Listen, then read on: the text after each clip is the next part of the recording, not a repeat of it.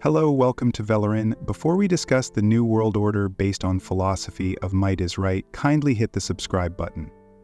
Okay, so you used to think the world was fair, right? You were taught that justice had a spine, that laws mattered, that treaties, alliances, and rules could protect the weak from the strong. You wanted to believe that truth could stand on its own, without muscle, without violence, without blood. But now, you're starting to see how fragile that illusion really is. Because what do you call it when every agreement crumbles the second someone with more power enters the room? This isn't about cynicism, this is about clarity. Look around. The idea that power should be constrained by principle was always a kind of performance, something to make people feel safe while power did what it always does, enforce itself. Thomas Hobbes saw this centuries ago. To him, humans weren't noble or altruistic by default. Strip away the layers, the institutions, the rituals, and what's left is a creature driven by fear and hunger. A being that, in his words, lived in a state of nature where life was solitary, poor, nasty, brutish, and short. The only thing that ever kept peace was power, raw, central, undeniable force. And whether we admit it or not, we still live by that rule. You see it now in the silence of the so-called international community. Not a single word when Israel surgically removed Iran's top military minds from existence. Not a war, not a retaliation, just a message.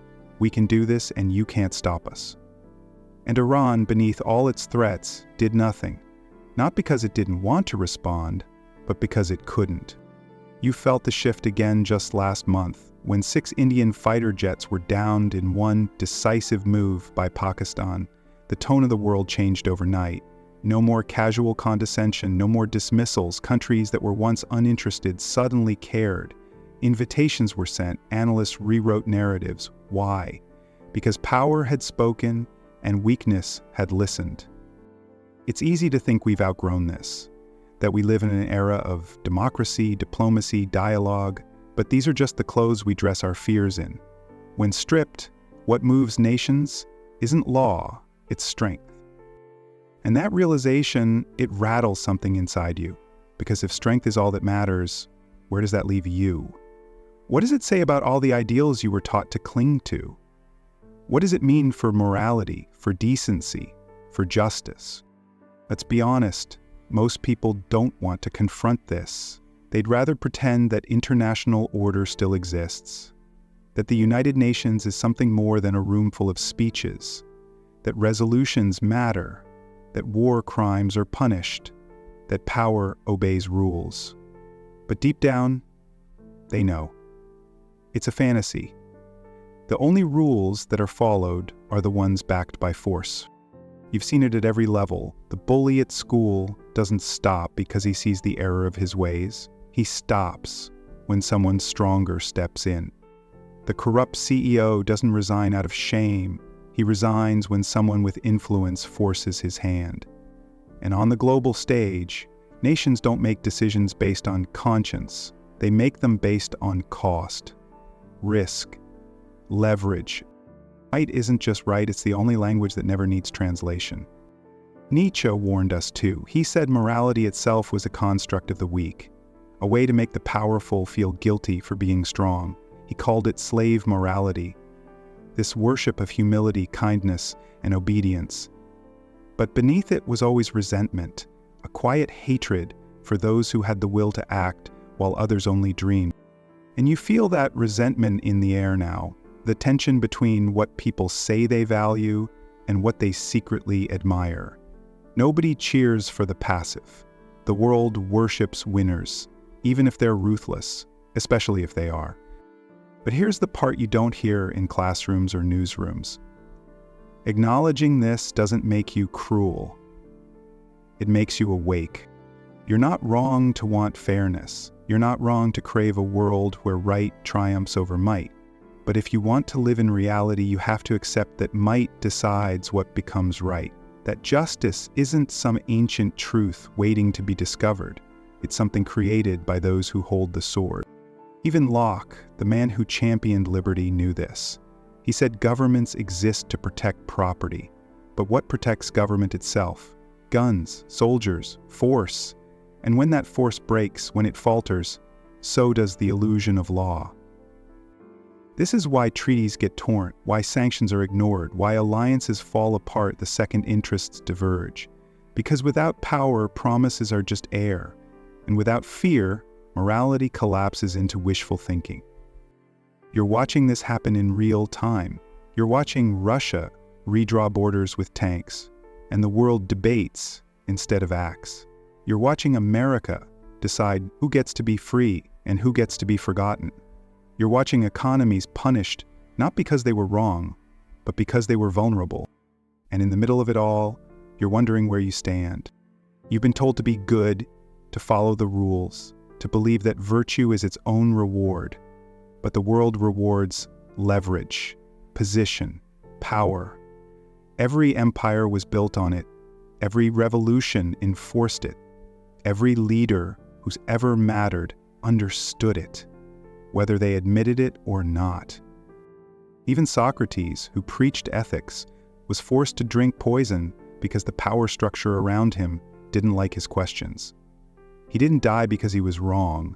He died because he had no army. There's a certain grief that comes with this truth.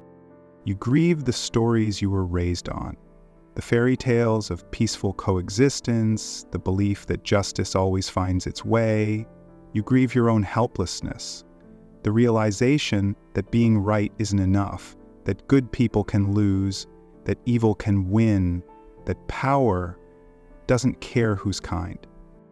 But in that grief, there's also a chance to grow, not into a tyrant, not into someone who worships force for its own sake, but into someone who sees clearly, someone who doesn't pretend that the world is fair, but who also doesn't let that stop them from acting with intention. Because once you see that power moves the world, you stop begging it to behave. You start building your own. In small ways, maybe, in quiet ways, but with clarity. You stop handing your dignity to systems that don't protect it. You stop expecting mercy from those who only understand fear. You stop hoping someone else will fix things, and you start deciding who you need to become to survive what's coming. And maybe that's what the philosophers really wanted for you. Not blind obedience, not endless cynicism, but awareness. Hobbes didn't tell you to worship the state. He told you to fear what happens when there's no power to hold chaos back. Nietzsche didn't ask you to reject morality. He asked you to question whose morality you're following and why. And every thinker worth their salt, from Plato to Camus, pushed one truth again and again. You must choose your values in full view of reality, or you'll become a victim of someone else's. So what does all this mean for you now? It means the era of illusions is over. The rules-based order is crumbling. And in the wreckage, only one thing will determine your fate: your ability to build strength. Not just military or economic, but internal strength, mental resilience, moral clarity, strategic thinking, and above all, the willingness to act, even when it's hard. Because waiting for fairness is a kind of slow suicide. And you've waited long enough. You've waited for others to give you permission to recognize your worth, to treat you how you deserved. But now you understand, they won't. Not unless you force them to, not with violence, not with cruelty, but with undeniable presence, with leverage, with the kind of power that doesn't ask, doesn't beg. It asserts. You were taught to believe that kindness is enough, that if you're good, you'll be protected. But the world doesn't protect the good. It tests them. It pushes them to their edge and waits to see if they break. And if they do, it forgets them. You can't afford to be naive anymore. Look at how the world responded after Pakistan's decisive action. 6 Indian jets shot down. And suddenly the mockery stopped. The world that once spoke to Pakistan in passive tones now adjusted its voice, not because they discovered new information, but because they were forced to recalibrate their risk. That's what power does. It changes the calculation. Respect is not granted by moral high ground, it's granted by the fear of consequences. This isn't pessimism, This is observation. And when you really absorb that, something inside you shifts. You stop waiting for fairness and start building leverage. You stop asking for equality and start creating conditions that make being unfair costly. And this doesn't just apply to nations. It applies to relationships, to workplaces, to every structure you move through. If you don't back your values with strength, they remain wishes. And people don't accommodate wishes, they exploit them. Why do people stay silent when injustice happens in their own friend circles? Why do bosses overlook loyal employees? Why do abusers walk free in families, in communities, in nations? Because they know they can. Morality without enforcement is just decoration. It feels good to believe in good, but belief alone doesn't stop cruelty. Action does. Boundaries do. Resistance does. And those only happen when you've accepted the price of standing firm. Israel decapitated Iranian leadership, not metaphorically, literally. And Iran didn't retaliate, not because they became wise overnight, but because they saw the scale, they saw the risks, and behind the words, they saw what most people see when their bluff is called: limitation. This is not about praising violence. It's about understanding reality. You can hate the rules, but if you deny they exist, you'll keep losing without understanding why. This is why the myth of a moral global order is dying, because deep down, even those who built it never believed in it. The powerful still move without permission, the weak still obey without question. The difference now is that more of us are noticing. The mask is slipping. You notice it in your own life too. How your silence is mistaken for weakness. How your politeness is taken for submission. How people only respect your boundaries when they feel the weight of your resolve behind them. Not your explanations, not your justifications, your power. Schopenhauer once said, "Compassion is the basis of morality," and that may be true. But even compassion needs protection.